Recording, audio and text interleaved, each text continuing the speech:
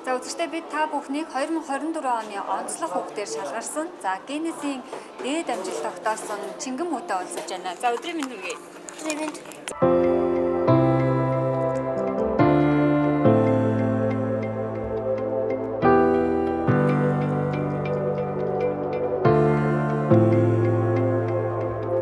За хэдхэн хоногийн өмнө оны онцлог хүүхдээр шалгарсан тий?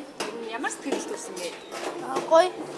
Ер нь бол анх бол би 3 дахь хичээлд өссөн. Тэгээд ер нь бол нөгөө наад нөгөө нас үлдэхгүй болохоор нөгөө ой тогтоол 100 ер нь 90-д настай хүн ч гэсэн орж болдог. Тийм болохоор л сонгосон.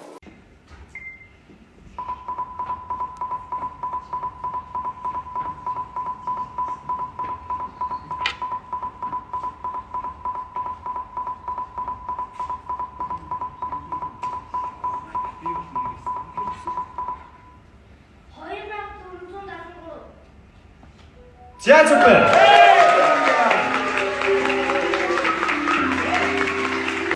Чамд ой тогтоолтын спортоор хичээлж явахдаа юу гоё санагддаг вэ? Ер нь чэйжилж мэйжтэй ингээд юм тогтоод өгөхгүй юм.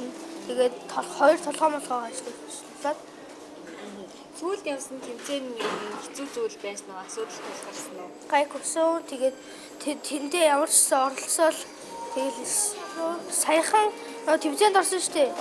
Тэр тэмцээнд бол манай багш бол зүгээр л орж нөгөө үлээ туршлага нөгөө авч байгаа гэд тэгэж явуулсан. Тийм том болоод юу ямар мэрэгчлээ юм болох вэ? Ер нь бол ерөнхийлөгч болно гэж боддیں۔ Тэгээд харин ер нь дараа мараад ер нь бол ой тогтоолтын дэлхийн аварга болно гэж боддог.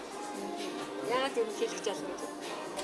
Яг бол улсаа удирдах утаамтаг болно гэж боддог. Утаас ер нь бол амар л уг нь бол гайгүй жаал тэгэл жоохон тийм намайг энэ спортоор бас наад зааж байгаа тэр багштай баярлалаа гэж хэлмээр байна.